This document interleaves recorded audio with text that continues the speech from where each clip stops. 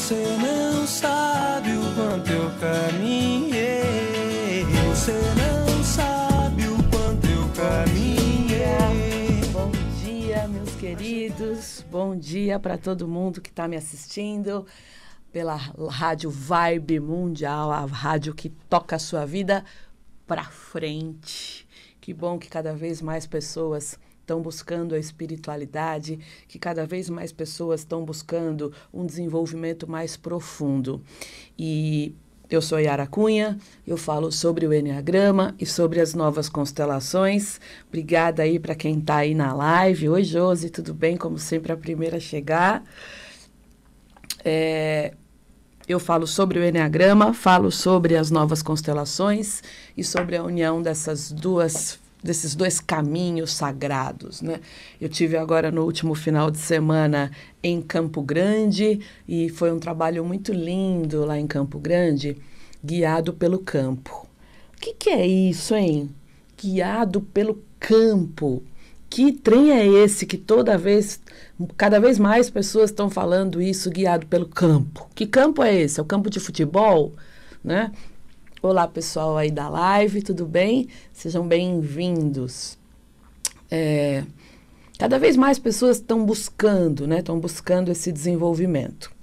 E por que cada vez mais pessoas estão buscando esse desenvolvimento? Será que é à toa? Né? Eu vou falar sobre campos morfogenéticos. E engraçado que hoje de manhã, eu estava vendo um vídeo, né, do Rupert Sheldrake, que é o cara que inventou os campos morfogenéticos. Depois eu coloco mais informação lá na lista de transmissão, tá? E coloco mais coisas. Olá, pessoal, tudo bem? E toda hora eu estava ouvindo um vídeo dele, super bom que ele tem, falando sobre esse assunto, e o vídeo voltava para o começo. Chegava num lugar, e o vídeo é longo, ele tem mais de quase 3 horas, 2 horas e meia de vídeo, e que ele fala muito, é um cara super bom, né? E o vídeo voltava para o começo, e o vídeo voltava para o começo, e o vídeo voltava para o começo. Eu falei, por que esse vídeo está voltando para o começo? Não fazia sentido, não havia porquê. E eu estava tentando ouvir ele inteiro, porque a minha ideia era, eu vou resumir esse tema, que são os campos morfogenéticos, né? O que é um campo mórfico que atua na constelação e atua na nossa vida? E aí eu vi que o vídeo sempre voltava para o começo, porque eu tinha que falar coisas do começo ali. Eu falei, o que está voltando toda hora? E aí, cada vez que ele voltava para o começo, eu pegava coisas novas, falava, isso é importante falar. Estava estudando, né? A gente se prepara para estar aqui com vocês, se prepara do ponto de vista de conceitos, para trazer coisas modernas, para trazer as coisas corretas, para trazer aquilo que é importante, né? Para levar... Né, se a Rádio Vibe Mundial é a rádio que toca a sua vida, tem que ser para frente, né? E aí a gente se prepara para poder estar aqui trazendo um conteúdo relevante, conteúdo útil para cada um de vocês. E aí eu percebi que toda vez que o vídeo voltava para trás, tinha mais coisas para olhar e para dizer. E tipo, era como se alguém dissesse para mim, fala essas coisas aqui que são importantes. E aí eu percebi que não daria para resumir tudo o que dá para falar e tudo o que são, o que representam os campos mórficos em um programa só. Então, a síntese disso vou falar de campos morfogenéticos ou campos mórficos em 2 programas, tá? E aí, por isso que talvez o vídeo tivesse ali voltando, talvez não, já havia um campo atuando e falando, diga sobre isso que é importante. Por quê, pessoal? Porque não é coincidência, né? E eu vou dar alguns exemplos aqui para vocês. Eu tinha uma cachorrinha, eu sempre fui cachorreira, sempre gostei muito de bicho. E mesmo quando eu estava longe ainda de casa e eu morava em prédio, eu morava no 8º andar de um prédio, a minha mãe estava em casa, ela falava assim, a Tombinha, ela era uma tombalata, então a gente chamava ela de Tombinha. Ela sempre sabe quando você está chegando em casa, porque ela para o que ela estiver brincando ou dormindo e ela vai lá na porta e fica te esperando. Eu falava assim, engraçado, porque do 8º andar, vamos supor que ela escutasse o barulho do motor do meu carro, vamos supor que, tudo bem que hoje tem muito carro, mas vamos entender que o cachorro tivesse uma sensibilidade e ele ouvisse o barulho do motor do carro. 8º andar, gente, não dá para ouvir. E o meu carro não é barulhento, eu não tenho aqueles escapamentos barulhentaços, porque eu nem gosto. Ela ficava todo o tempo me esperando ali na porta. E não é, é rotina. Não, não é rotina, porque eu sempre trabalhei e eu sempre, cada dia, eu chegava no horário. Num dia eu chegava às 7, no outro dia eu chegava às 10. Quando eu tinha aula, eu chegava às 11h30 da noite. Então, não dá para dizer que é rotina. É uma percepção que o bicho tem, né, de que eu estou chegando. Então, isso tem algo a ver com algo que a gente chama que é telepático. Né? E qual é o significado da palavra telepático? Tele é distante, né? E pático é percepção, é a empatia. Então, quando a gente fala dessas questões relacionadas, por exemplo, a bichos, né? A gente sabe que, sei lá, quem é gateiro aí? Quem gosta muito de gato? Como é que é quando você decide levar teu gato no veterinário? Você fala alguma coisa? Você pode até falar, né? No telefone, marcar o veterinário. O gato consegue ouvir e entender o que você está falando no telefone? Ah, olha lá, ela está marcando meu veterinário para amanhã, então vou fugir. Gato tem relógio para saber que a consulta é às 9 horas da manhã? E como que quando você vai pegar o gato para botar lá no negocinho, para levar para o veterinário, ele foge? E às vezes é um custo você achar seu gato dentro de casa. Eu tinha um cachorrinho, que era o Décio, que ele se escondia debaixo da cama quando era para tomar banho. Mas, gente, como ele sabe? Eu saía para passear com ele. Como é que ele sabe que naquele dia, especificamente, o passeio era o banho? Então, como é que é isso? O que acontece aí que o bicho sabe, né? E outra coisa, imagina que você teve um bebê, né? E aí tem lá a ocitocina, tem todos os hormônios, a lactose, que descem no momento em que você vai amamentar. E aí o leite desce, né? E aí quando você está longe do teu bebê e tem algum momento em que o leite desce sozinho, imediatamente você lembra do teu bebê e antigamente você pegava, sei lá, o carro ou alguma coisa e ia para casa ver o seu bebê. Hoje você liga, né? Tá tudo bem com o bebê? Porque do nada o leite desceu. Isto pode significar que o bebê está pensando em você, que ele está precisando de você, que ele pode estar com uma dor, com uma cólica, né? Como é que a mãe, o leite desce enquanto ela está longe do bebê? Ainda bem que hoje tem o celular, né? E o celular vai acabar ajudando em tudo isso. Então, todo o universo, pessoal, ele é composto por matéria, ok. E a matéria, todo mundo fala, e todos os grandes, né, cientistas dizem que a matéria é inconsciente. Então, se nós somos matéria, a gente também é inconsciente. Ok, né? E aí, o problema é que a gente está criando, então, um tabu, que nada disso existe. Só que toda matéria, ela é feita de energia. No final de todos nós e do átomo, não tem nada.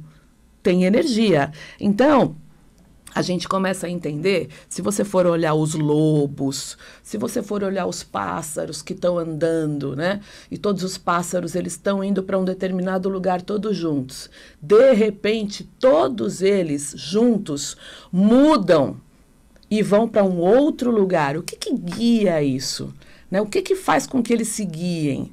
Né? Como é que o passarinho aprende? O João de Barro, ele aprende a fazer o ninho dele sozinho num lugar com o barro. E por que só o João de Barro faz aquele ninho, que é aquele ninho de barro? Outros passarinhos não fazem. Porque falar, um aprende com o outro, ok. Então por que um outro passarinho não aprende aquele tipo de ninho que o João de Barro está fazendo? Porque todos nós estamos ligados a campos, a um campo maior.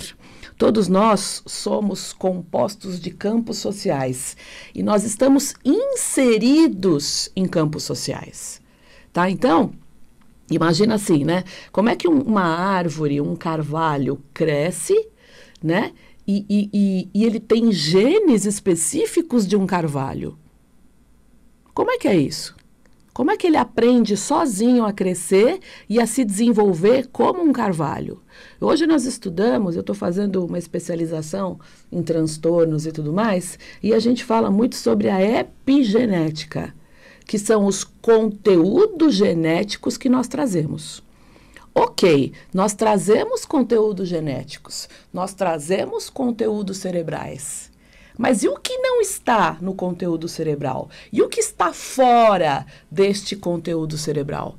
Nós chamamos de campos mórficos. Campos são regiões de influência. São regiões que nos influenciam. Então, imagina assim, ó. Tem um time de futebol, tá? O Palmeiras está jogando, porque eu sou palmeirense. Todos os corintianos agora. Fica aí, não deixa de assistir o programa não, hein, gente? Não desiste. Não, mentira. Tem um time lá, tá rindo, né? Tem um time de futebol. Este time de futebol monta um campo, eles têm formado um campo energético. Um time, alguém que está junto trabalhando numa empresa, tem um campo energético. Nesse time de futebol, imagine lá que o goleiro se machuca. Se esse goleiro se machucou, esse campo ele é mexido. Ele tem uma alteração na sua formação. E aí vem um outro goleiro para trabalhar, tá? Então, a gente tem uma ligação que é uma ligação maior e que é uma ligação que é feita através de sistemas organizacionais e que regem tudo. Nós estamos dentro de um sistema maior chamado universo, tá? E todo esse sistema tem região de influências? Tem. Pessoal, o que a gente chama, o que se chamava antes de almas, campos de almas, almas, a gente chama hoje de campos, tá? Essa é a única mudança que a gente acabou tendo. Bom, nada disso é natural, não é sobrenatural, não é fora do comum. Tudo isso é natural em nós, porque a gente começa a entender, sei lá, até as plantas na minha casa, eu percebo, você também vai perceber isso, quando uma planta, ela não está bem num lugar. É como se essa planta dissesse pra gente, me tira daqui, me coloca em outro lugar, porque eu acho que eu não estou me dando bem aqui. Já ouviram? Muita gente não conversa com planta também? Então, a gente tem as estrelas, o universo, a natureza, as plantas e os animais. Será que todos eles são só matéria? Será que todos eles têm uma alma? Será que esta alma faz parte de uma alma maior, que antes, em latim, a gente chamava de anima mundi, e hoje a gente só chama de campos magnéticos, tá? O conceito não mudou, o conceito está aí, ele é igual. A única coisa que mudou são as palavras. A alma é igual a campos, ok. Então, esses campos, eles têm princípios organizacionais que são inclusivos. Então, todos nós fazemos parte de campo, tá?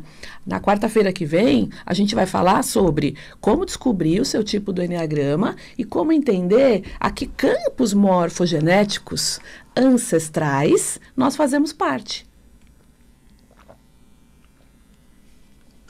Por quê?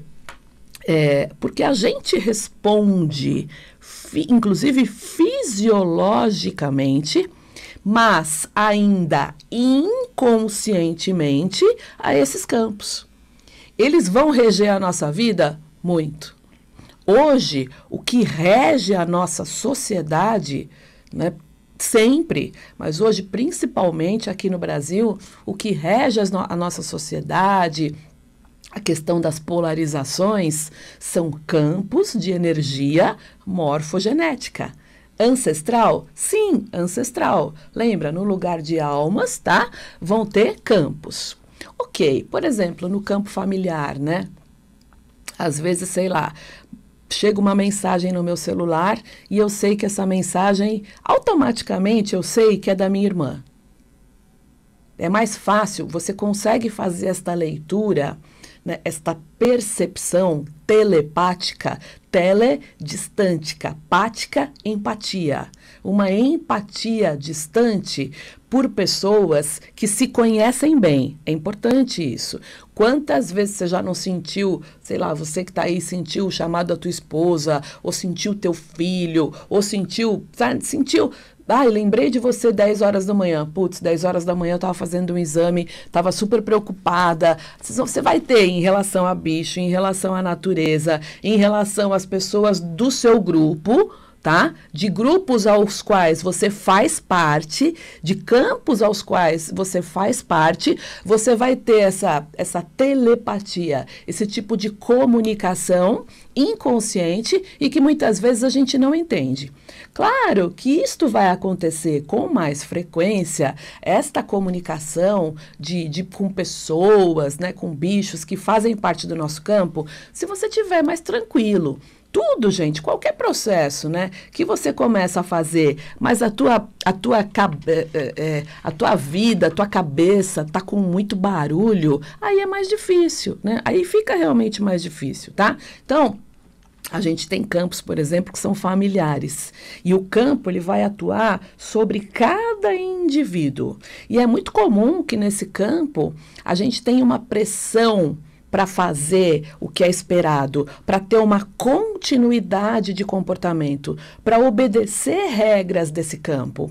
E aí, assim, se você obedece às regras, você acha que se sente bem, você acha que você é um inocente, que está tudo bem. Se você instintivamente, inconscientemente desobedece algumas regras, você se sente culpado. Daí o termo ovelha negra.